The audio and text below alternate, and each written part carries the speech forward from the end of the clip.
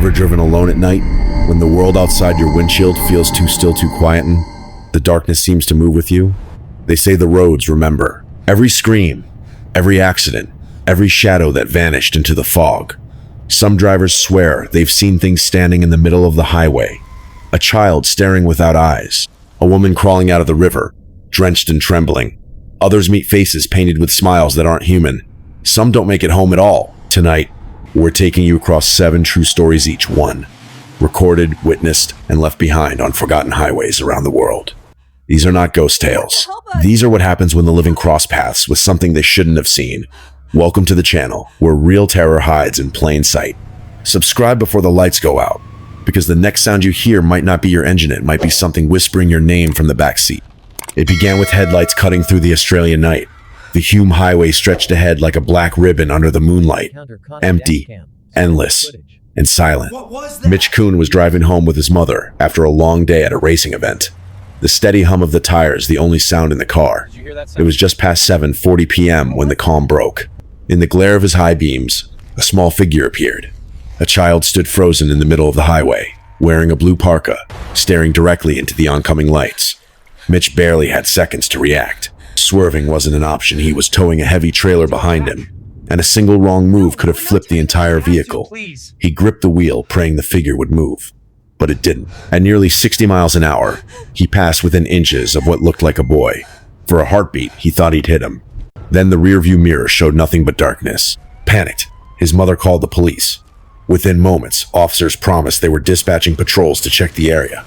But the image wouldn't leave Mitch's mind. The stillness of that small body, the way it didn't flinch. Hours later, unable to shake the feeling that something was wrong, he called again and even offered his dashcam footage. The police reassured him almost too easily that the boy had been found and safely returned home.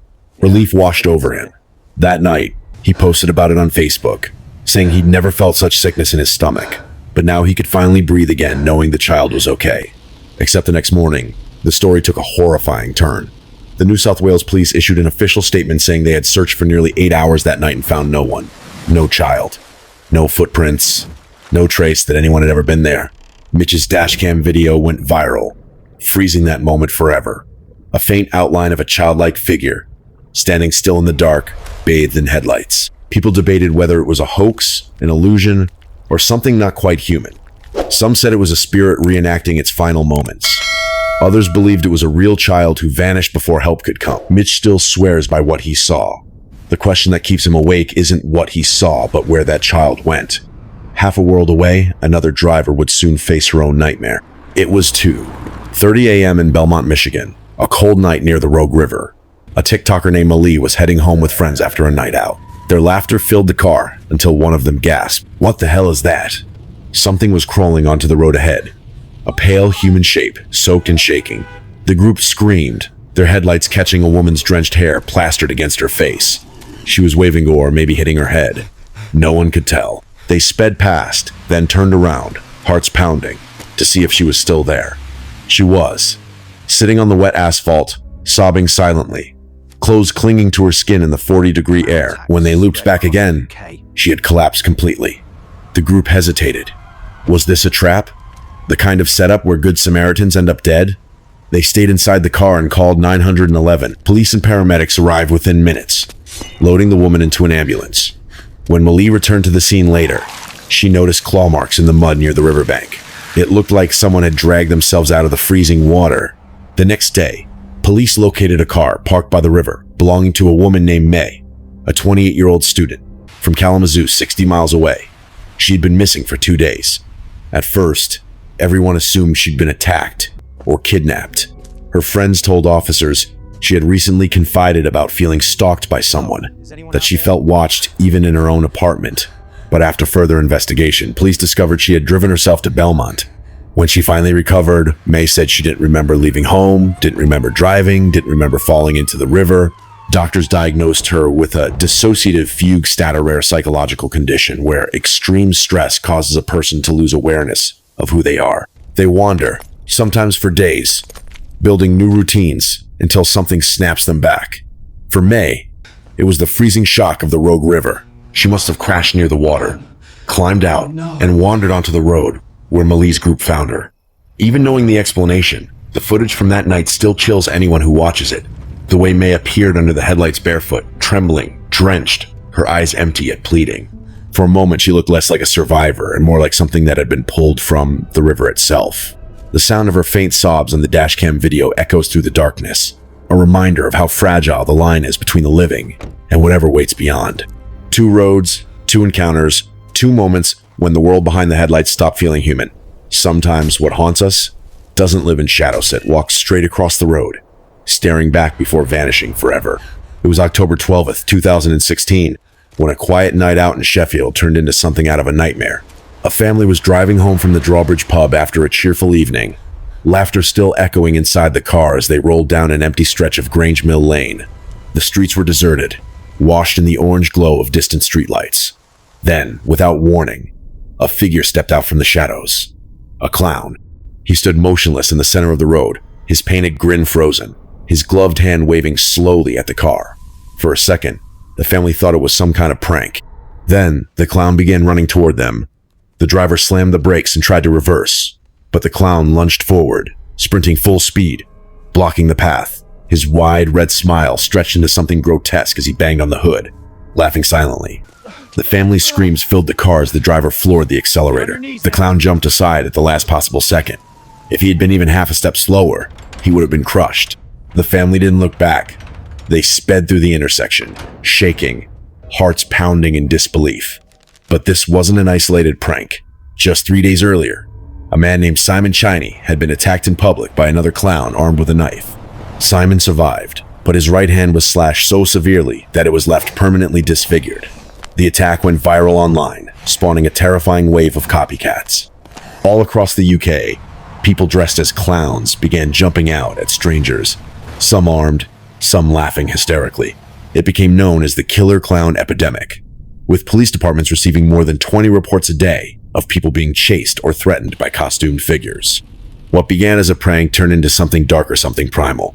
People were no longer sure which clowns were jokes and which ones meant harm. Fear turned every red smile into a warning. In Sheffield, that night left a scar on the family. For months afterward, the children refused to drive at night. The father told friends that when he closed his eyes, he still saw the red grin pressed against the windshield, the empty eyes glowing in the streetlight. The police increased patrols, but the epidemic faded only after several arrests. To this day, no one knows who the Sheffield clown was, or whether he was another copycat or something that just wanted to be seen. 2 years later, in Texas, another driver faced a horror of a different kind. It was the night of June 20, 2018, and an officer from the Fuller Police Department was heading home after a long shift. The road was dark and silent until the car in front of him suddenly swerved into the opposite lane, tires screeching. The officer's heart leaped. There was something lying in the road ahead. Not an animal, not debris, but a human body. He stopped and stepped out carefully, flashlight trembling in his hand. The beam fell on a young woman sprawled across the asphalt, her blue shirt soaked with something dark, her body completely still. For a moment, the officer thought she was dead. The quiet night pressed down, broken only by the hum of his engine. Then she moved. Slowly, she turned her head toward the light and moaned. Relief and fear collided in the officer's chest. She was alive, but barely. As backup arrived, the truth began to unravel. Her car had veered off the road minutes earlier, crashing into a ditch. She had somehow crawled out and stumbled back to the highway, confused and bleeding. A test later revealed a blood alcohol level nearly twice the legal limit. She had been driving drunk, lost control, and suffered a concussion in the crash. Disoriented, she wandered into the middle of the road and lay down, her mind somewhere between waking and death. The car that swerved earlier had missed her by inches. If it hadn't, she would have been another fatal statistic, another warning about the dangers of driving under the influence. The officer later said that in those first seconds, when she didn't move, the scene felt wrong, too quiet, too staged, like something out of a nightmare. He couldn't shake the image of her lying there, motionless, pale against the black asphalt, the empty road stretching forever in both directions. For a moment, she seemed less like a living woman and more like a ghost that hadn't realized she was gone. 2 stories, one born from madness, one from recklessness. The clown, hiding behind paint and laughter, turning fear into chaos. The woman, Trapped between life and death, her own choices nearly ending her. Both reminders that sometimes the monsters on the road aren't from another world, they're us. We wear the masks. We drive through the dark thinking we're in control, never realizing how easily one wrong turn can change everything. The road doesn't care whether we're laughing or screaming. It just waits. Silent, endless, ready for the next set of headlights. On a humid night in 1946, the quiet town of Texarkana, Texas, became the hunting ground for something that didn't belong to the world of the living. It started as an ordinary evening for a young couple, Jimmy Hollis and his girlfriend Mary Jean. They had just left a late movie and were driving home when Jimmy decided to pull over along a lonely dirt road just outside the city limits. The only sounds were the hum of cicadas and the soft tapping of the engine cooling down. For a moment, everything was still until a shape stepped out from the tree line. A man, tall and thin, with a white pillowcase draped over his head. 2 crude holes were cut where his eyes should have been, but nothing could be seen behind them. He stood there silently, watching the couple from the edge of the woods. At first, Jimmy laughed, thinking it was a prank, but the figure moved closer, the fabric over his face twisting slightly in the breeze. Then he spoke. His voice was calm, deliberate. "I don't want to kill you, fella. Just do what I say." The sound was enough to drain the warmth from Jimmy's chest. He stepped out of the car as instructed. Before he could say another word, the man swung a gun at his head, the impact dropping him to the ground. Mary screamed and tried to run, but the masked stranger was faster. He caught her, hitting her hard enough to make the world fade into black. When she came to, the man was gone, vanished into the woods as headlights from a passing car illuminated the scene. Bleeding and terrified, Mary stumbled toward the nearest house for help, while Jimmy regained consciousness on the roadside. Both were taken to the hospital, barely alive. Jimmy's skull had been fractured in multiple places, and though he survived, something inside him never recovered. When questioned, both he and Mary described the same thing: a man in a white sack mask, with dark eyes staring out from within. One detail, however, divided them. Jimmy believed he was white. Mary swore he was black. Investigators latched onto the contradiction, assuming the couple knew the attacker and were hiding something. It would be a fatal mistake. A month later, another couple was found dead in their car just miles from the first attack. Richard Griffin and Polly Ann Moore had been shot execution style, both killed with a .32 caliber weapon. The scene was gruesome. There were no signs of robbery, no motive, just cold precision. Police were baffled. The same caliber weapon appeared again 2 weeks later when another pair of victims was discovered, murdered in a nearly identical fashion. The local papers began calling the killer the Phantom of Texarkana. The name fit. He struck at random, always targeting young couples parked on secluded roads. He left no footprints, no fingerprints, no witnesses.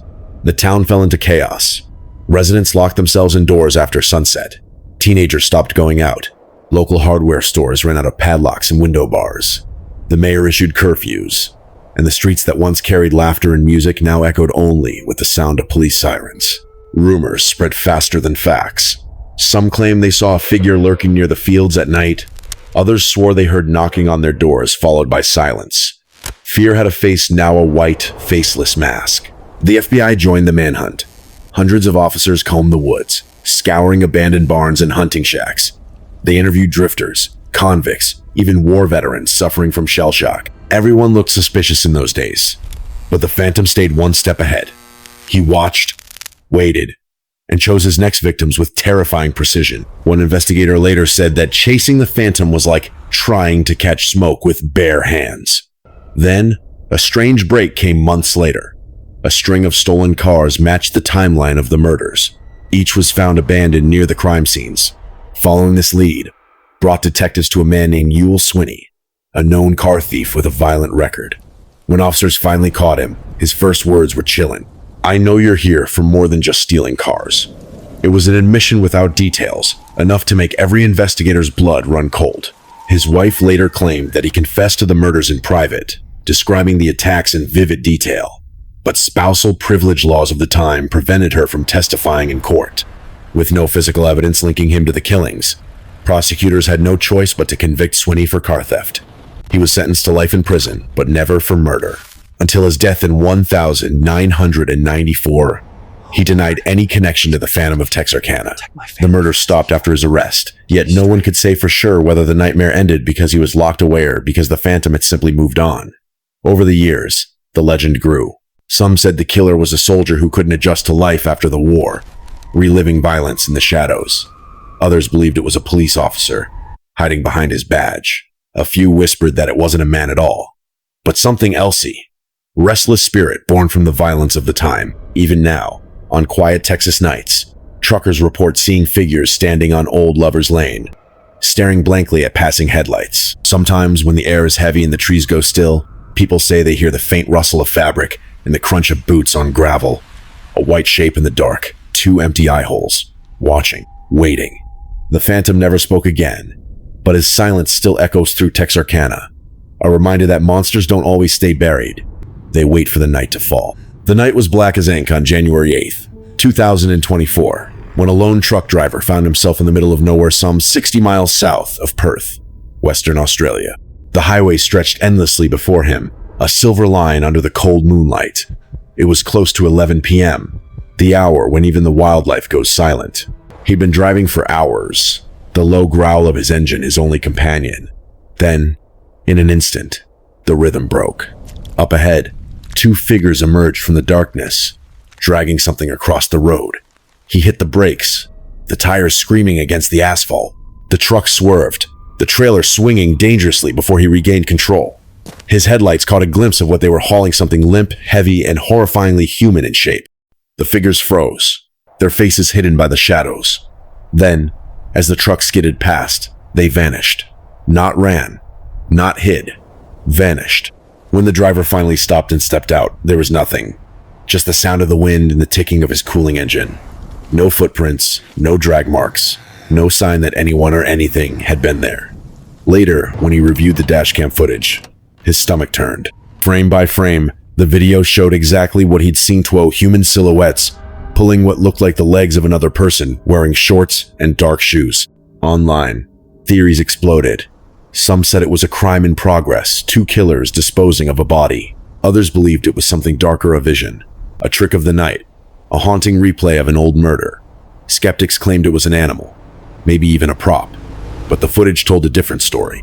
The proportions were too precise, the movement too deliberate. Whatever he saw that night, it was real enough to make his hands tremble every time he touched the steering wheel again. Half a world away and 6 years earlier, another driver found himself face to face with madness on the road, but this time, the monster was undeniably human. It was the evening of September 16th, 2018, in Long Island, New York. An Uber driver was finishing a ride, the streets quiet under the sodium lamps. Then, out of nowhere, another car came flying past him, missing his bumper by inches. The Uber driver barely had time to curse before the other vehicle screeched to a halt, blocking the entire lane. Its door slammed open, and a man stumbled out, eyes glassy, rage dripping from every word. "What's wrong with you?" the Uber driver shouted, but the stranger wasn't listening. He pounded on the driver's window, veins bulging, screaming incoherently. "Get out of the car! Get out now!" His breath fogged the glass, his fists hammering harder and harder. The passengers in the back began crying. One of them fumbled for her phone, whispering to call 911. The driver's instinct screamed that something was off. This wasn't just anger. The man's movements were wild, uncoordinated, his pupils unfocused, drunk, maybe high, maybe both. The driver threw the car into reverse and spun around, tires screeching as he bolted down a side street. But the nightmare wasn't over. The other car followed. Its headlights filled the Uber's mirrors like twin suns, closing in no matter which direction he turned. Every corner he took, the car followed. Every detour, every shortcut. The man behind the wheel wasn't giving up. It was a chase no one that could end with death. The Uber driver's hands shook, his breath short, his passenger sobbing in the back seat. "Please, please, just drive," one of them begged. Then, in what felt like a miracle, they reached an intersection with a red light ahead. On the opposite side sat a police cruiser. The Uber driver didn't hesitate. He slammed the horn and waved frantically. The officer saw the approaching headlights and stepped out, just as the other car screeched to a stop behind them. Within moments, the man was pulled from his vehicle, shouting slurred nonsense as he was handcuffed. He reeked of alcohol, and his blood alcohol content later tested at nearly triple the legal limit. He'd been drinking all day, his rage fueled by something he couldn't even name. When asked what he was trying to do, he muttered only one thing: "He cut me off." That was it. That was his reason for turning a quiet night into a living nightmare. The Uber driver sat shaking in his seat long after the arrest, unable to believe how close he'd come to dying. One officer told him, "You did the right thing by not getting out. If you had, things could have gone very differently." Drunk, irrational, maybe even armed, the man's rage could have cost them all their lives. The passengers later said the strangest part wasn't the chase, but the look in the man's eyes before the police took him away. It wasn't anger, it was emptiness, as if he wasn't even there. Two stories, separated by oceans, yet connected by one truth. The road changes people. Out there, in the dark, stripped of rules and witnesses, something primal takes over. For the truck driver in Australia, it was the fear of the unknown, something unnatural moving in the shadows. For the Uber driver in New York, it was the terror of another man's fury unleashed without reason. Both found themselves staring into something raw and inhuman. Maybe the greatest horror isn't what we see on the road, but what waits behind our own reflection in the glass. The headlights fade, the night swallows the silence again, and the road always patient waits for the next story to begin. Every story you've heard tonight began the same way, with someone driving down a quiet road, thinking they were alone. But the road has a memory. It remembers the laughter, the screams, the sound of tires on wet pavement, and the soft thud when something that shouldn't be there appears in front of the headlights. From Australia to Texas, from England to Michigan, the truth is the same. When night falls, the highway becomes something else. It's not just a strip of asphalt. It's a living thing, absorbing every tragedy, every secret, and every drop of fear left behind by those who didn't make it home. Mitch saw a child that never existed. May crawled out of a river she never remembered falling into. A family met a clown who wore laughter like a weapon. A woman lay on the road, too drunk to realize how close death was. In Texarkana, a faceless phantom turned love into terror. Two shadows dragged something across an empty highway, vanishing before the truck lights touched them. And one drunk man chased an innocent driver through the streets of New York, as if possessed by something darker than alcohol. Different names, different times, different places, but the feeling is the same. That cold hand gripping the back of your neck when you realize you're not alone. These roads are everywhere. They stretch through the deserts, the forests, the suburbs, and the forgotten towns. They look harmless by day, but when the sun goes down, they become gateways, thin places where the veil between the living and the lost wears thin. Maybe what we call ghosts aren't spirits at all. Maybe they're just echoes, the memories of moments so filled with fear that they refuse to fade. Or maybe they're warnings, reminders that the line between safety and horror is as thin as the paint dividing the lanes. So, the next time you drive home late at night and your headlights catch something strange, a figure by the roadside, a shadow moving against the window, slow down. Don't look twice. Keep driving. Because sometimes what you see out there isn't looking to cross the road. It's waiting for you to stop, waiting for the lights to fade, waiting for the silence. And if you enjoyed this journey through true horror, make sure you subscribe before your next midnight drive. Because here, we don't just tell stories. We listen to the ones the road whispers back. Stay safe. Keep your eyes on the road, and whatever you do, never, ever stop for what's standing in the dark.